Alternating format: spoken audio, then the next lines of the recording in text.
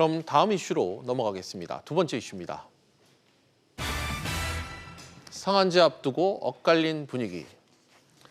민간 택지 분양가 상한제 적용 지역 발표가 초미의 관심사입니다. 예상보다 많을 것이다, 정부가 추가 규제를 내놓을 것이다 등등 시장 분위기는 말 그대로 폭풍전야입니다. 황인표 기자와 좀 더 자세한 내용 짚어보도록 하겠습니다. 황 기자, 네. 먼저 이 상한제 적용 지역이 당초 예상을 뛰어넘을 수 있다, 이런 관측이 지금 막판에 나오고 있는데 이유가 뭡니까? 네, 그 국토부가 밝힌 상한제 검토 지역은요. 최근 1년간의 분양가 상승률이 높거나 이 집값 상승을 주도하는 그런 지역들입니다. 당연히 뭐 강남 4구라든지 마포, 용산, 성동원 포함될 것으로 예상이 되는데 따져보니까 재작년 이제 8.2 대책 이후 보시는 게 그 서울의 각 자치구별 상승률인데 이 빨간색으로 돼 있는 중구, 동작, 영등포, 광진, 종로가 보시는 것처럼 강남보다 상승률이 더 높았습니다.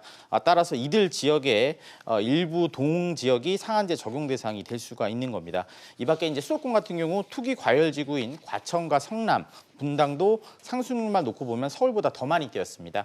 이 때문에 강남 등 예상 지역 이외의 다른 지역들까지 여러 곳이 내일 상한제 적용 지역에 포함될 가능성이 높아 보입니다. 그렇군요. 상한제를 지금 피하기 위해서 밀어내기 분양이 지금 본물을 이루고 있고 이 분양을 좀 앞당기려는 노력들이 좀 상당한 것 같은데 현재 상황이 좀 어떻습니까? 네, 그 상한제 보완책으로요. 관리처분 인가를 받거나 신청한 재건축 재개발 단지 같은 경우 한해서 상한제 적용을 6개월 동안, 즉 내년 4월 말까지 지금 유예를 해줬거든요. 예. 이 기간 안에 분양하면 이제 상한제 대신에 기존처럼 주택도시보증공사 허그의 선분양 규제를 받으면 됩니다.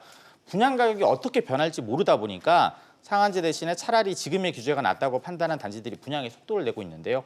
이번 달에만 전국에서 71개 단지 3만 8천여 가구가 분양을 준비 중인데 지난해 16,000가구에 비하면 2배나 높은 수준입니다. 예. 부동산 업계에서는 분양 비수기인 12월과 내년 1, 2월 달에도 상당한 분양이 이뤄질 것으로 예상을 하고 있습니다. 예, 지금 이 상한제 지역 발표 하루 지금 앞두고 서울의 아파트값 최근 들어 계속 상승세를 좀 유지하는 그런 모습인데 네. 정부가 추가 대책을 내놓을 가능성, 이 부분도 좀 점쳐지고 있나요? 네, 이미 그런 시그널이 좀 나온 적이 있었죠. 지난달 30일 그 김상조 청와대 정책실장이 분양가 상한제 적용책을 공개하면서 보완책도 함께 발표하겠다고 말을 한 적이 있습니다.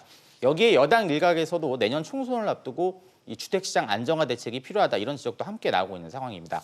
현재 가장 유력한 규제책으로는요, 그 재건축을 할 수 있는 기간을 이 지은 지 30년 된 아파트에서 이거를 40년으로 늘리는 방안이 얘기가 되고 있고요. 네. 이 밖에 기존 대출 규제 강화라든지 이 내년에도 공시가격과 종합부동산세를 크게 올리는 방안도 얘기가 되고 있습니다.